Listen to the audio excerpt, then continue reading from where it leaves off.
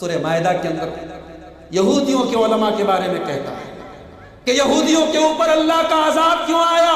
فرمایا لولا ينهاهم الربانيون والاحبار، ان کے علماء نے منع کیوں نہیں کیا؟ ان کے علماء کا کام تھا منع کرنا برائیوں سے، غلط کاموں سے، مگر انہوں نے منع نہیں کیا بلکہ غلط کاموں میں شامل ہو گئے۔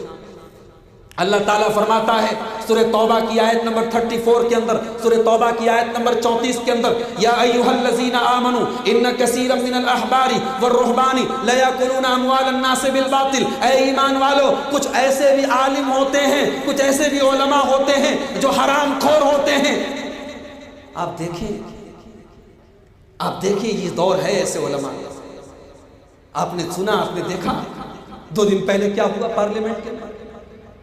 وہ جو بغض تھا دل کے اندر سلفیت کے خلاف وہ سامنے آیا ہے، اور ایک آدمی اس ہندوستان کی سب سے ذمہ دار جگہ، اس ہندوستان کی جمہوریت کی سب سے عظیم جگہ جس کو کہا جاتا ہے پارلیمنٹ کے اندر، ایوان کے اندر کھڑے ہو کے انہوں نے کہا کہ ہم ان سلفیوں کے ساتھ نہیں، یہ دہشت گرد۔ مسئلہ کیا تھا؟ طلاق کا مسئلہ۔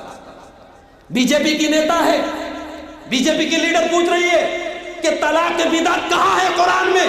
اکٹھے طلاق طلاق طلاق کہاں ہے قرآن میں؟ مولوی کے پاس جواب نہیں ہے۔ مولوی کے پاس جب جواب نہیں ہے تو کہتا ہے آپ اکیلے میں ملیے، میں بتاؤں گا۔ شرمانی چاہیے، شرمانی چاہیے۔ اگر حالات یہی رہے تو یہ قوم پھر کسی عالم کو سیاست میں ٹکٹ نہیں دے گی، پھر کسی عالم کو، کسی مولوی کو سیاست میں نیتا گیری میں آنے نہیں دے گی کہ یہ وہاں جا کے مسلک کھیلیں گے، وہاں جا کے سنی وہابی کریں گے۔ کہ یہ بات غلط ہے کہ آج یہ طلاق بدعت جو ہمارے سماج میں رائج ہے، طلاق طلاق طلاق کہہ کے عورت کو گھر سے نکال دیا جاتا ہے۔ کتنی ہماری مائیں بہنیں، ان کا گھر اجڑ چکا ہے، ان کے بچے اپنے پریوار سے جدا ہو گئے، کتنے گھر تباہ ہو گئے، اور گھر کو بنانے کے لیے مولوی نے کہا حلالہ کروانا پڑا۔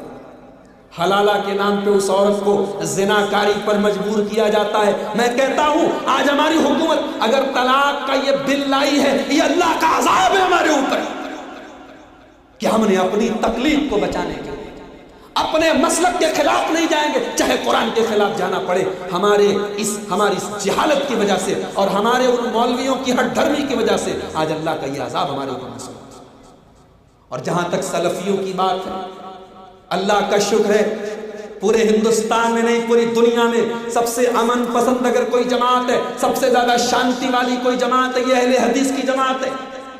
ارے ہم تو وہ لوگ ہیں جو کبھی جلوس نہیں نکالتے، ہم تو وہ لوگ ہیں جو کبھی اپنے جلسوں میں نعرے نہیں لگواتے، ہم وہ لوگ ہیں ہمارے اسٹیج پر کسی کا نام لے کے گالی نہیں دی جاتی، کسی کو برا بھلا نہیں کہا جاتا۔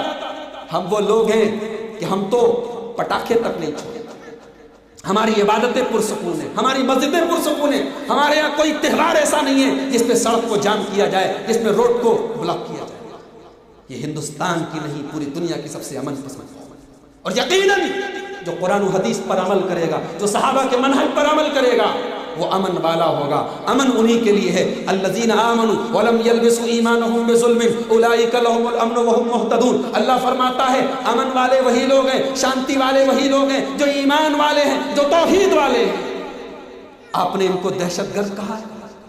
ارے آپ نے تو RSS کی اس بات پہ مہر لگا دی۔ RSS کہتی ہے، مسلمانوں کے دشمن کہتے ہیں کہ ہر آتنکوادی مسلمان، ہر مسلمان آتنکوادی نہیں ہوتا، لیکن ہر آتنکوادی مسلمان ہوتا۔ آپ نے تو مہر لگا دی۔ افسوس ہے میرے بھائی، اب بندہ کہتا ہے میرے منہ سے نکل گیا، ان انٹینشنلی، میری نیت نہیں تھی، میرا مقصد نہیں تھا۔ 6 منٹ کی ویڈیو موجود ہے، آپ دیکھیں، بڑے کانفیڈنس کے ساتھ، بڑے اطمینان کے ساتھ وہ آدمی کہہ رہا ہے کہ ہم سلفیوں کے ساتھ نہیں ہیں، یہ سلفی وہ ہیں جن کو گورنمنٹ آف انڈیا دہشت گرد کہہ چکی ہے۔ کب کہا بھائی؟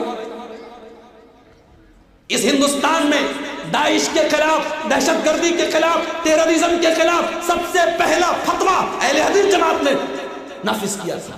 ان کے خلاف سب سے پہلی کانفرنس اہل حدیث جماعت نے کی تھی۔ آج اس جماعت کو آپ دہشت گردی سے جوڑ رہے ہیں۔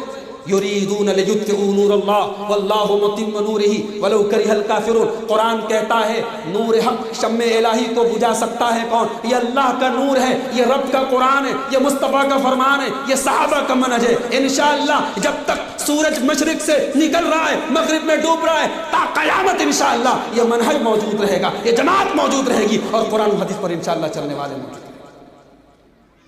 یہ 10% ہو چاہے 2%، ان کی تعداد پہ نہ جانا، ان کے منہج کو دیکھو، ان کے مسلک کو دیکھو، ان کی بنیاد کو دیکھو کہ یہ بات کس کی کہہ رہے ہیں۔ ہم رہتے ہیں ہندوستان میں، لیکن ہم نے جب دین کا نام آیا ہم نے کسی شہر کی طرف، کسی بستی کی طرف اپنے آپ کو منسوب نہیں کیا، ہم نے منسوب کیا ہے تو مدینے کی طرف اپنے آپ کو منسوب کیا ہے۔ ہماری تقریر ہو، ہماری تحریر ہو، ہمارا منبر ہو، ہمارا محراب ہو، ہم نے جب بھی بات کی ہے رب کے قرآن کی بات کی ہے یا مصطفیٰ کے فرمان کی بات۔